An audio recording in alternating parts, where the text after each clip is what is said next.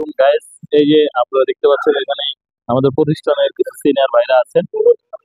আসলে সামনে জাতীয় নির্বাচন উপলক্ষে তাদের কাছ থেকে আমরা আগামী দিনের ভবিষ্যতের ব্যাপারে তারা কি চিন্তা ভাবনা, তাদের ইতিবাচক না নেগেটিভ চিন্তা ভাবনা সে নিয়ে তাদের কাছ থেকে কোনো মতামত আমরা কি পাই সেটা আপনাদেরকে জানাচ্ছি। আসেন ভাই, আপনাদের কাছে জানতে চাই জাতীয় নির্বাচন নিয়ে আপনাদের চিন্তা ভাবনা কি? সামনে কি নির্বাচন হবে না হবে না? বলতে পারতেছি না, তবে ভালো আমরা এখানকার ভোটার না, যদি সুযোগ সুবিধা হয় তাহলে গ্রামে যে দেখে যে আচ্ছা, যাক আলহামদুলিল্লাহ। বড় ভাই, আপনার আপনার মতামত কি?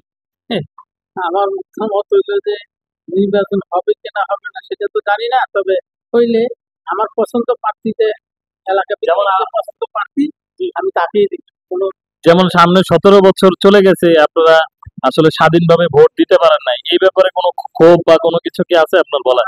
এই ব্যাপার আমি মন্তব্য করতে রাজি না।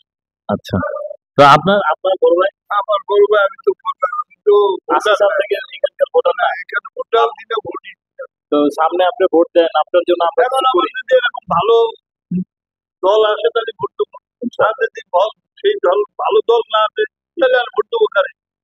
ওই তো ওই 80 সাল থেকে এই ভোট এই আপনি কি ভোটার হয়েছেন? হ্যাঁ, ভোটার তো অবশ্যই। কি ঢাকার না না, আপনার? আমার ওই যে কাজের জন্য ঢাকা হয়েছে, দেশও আছে। মানে দুই জায়গার ভোটার আপনি? ও আচ্ছা আচ্ছা, যাক অসুবিধা নেই, আপনি এক জায়গায় ভোট দিলেই হ্যাঁ, হলো। এক জায়গায় দিলেই হবে। আমি আবার ভাই, আপনার কোনো মতামত আছে? আমার মতামত আমি বলতে চাই, বাংলাদেশে সুষ্ঠু একটা নির্বাচন হোক। জি, কারণ আমি 2014 সালে ভোটার হয়েছি, এখনো গভর্নমেন্ট ভোট দিতে পারি নাই।